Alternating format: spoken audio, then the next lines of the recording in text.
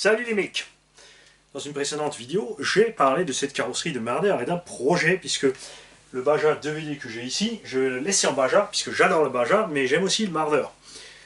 Comme je n'aime par contre pas du tout le comportement de suspension et de tout ça de la FG avec les triangles courts, même si là on va faire le nécessaire que ce soit agréable, cet engin va être destiné à pelleter les tranchées. Je vais faire autre chose.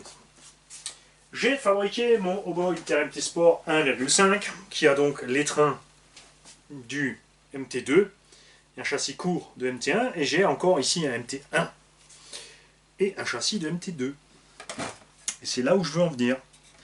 Regarde, tu vois, en longueur on est bon, on pourra tricher un petit peu, c'est pas un problème, et en largeur on sera bon aussi, parce que c'est des engins qui étaient pas très larges à l'époque. De toute façon derrière on pourra monter des roues avec du déport, et à l'avant on n'en mettra pas, tout simplement.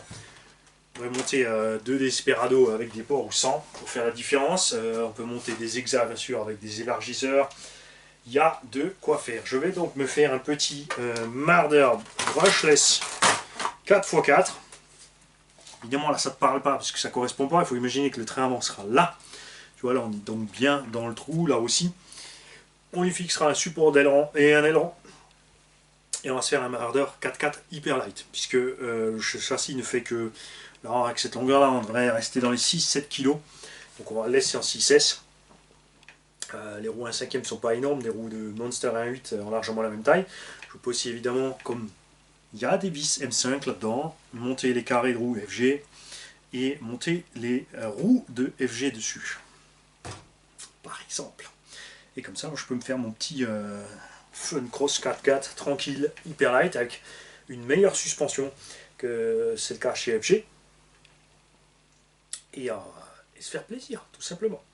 Ça ne devrait pas être trop compliqué à faire niveau fixation carreau. De toute façon on a de la marge sur les côtés, on aura les bacs à batterie, mais on pourra largement partir tout simplement tout droit avec des tiges là sur le côté pour aller se fixer dans les fixations d'origine. Et je pense même que sur l'avant on pourra rester, tu vois, regarde, sur le support de carreau d'origine, tu vois, on sera à peu près là avec l'avant, avec les roues, et à l'arrière, du coup, on devrait être dans ces zones-là.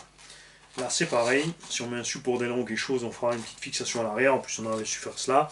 Je ferai évidemment un arceau aussi qui va jusque sur le toit, pour éviter, en cas de retournement, de flinguer la carreau. Déjà que j'ai eu l'occasion d'en avoir une à l'œil, c'est génial.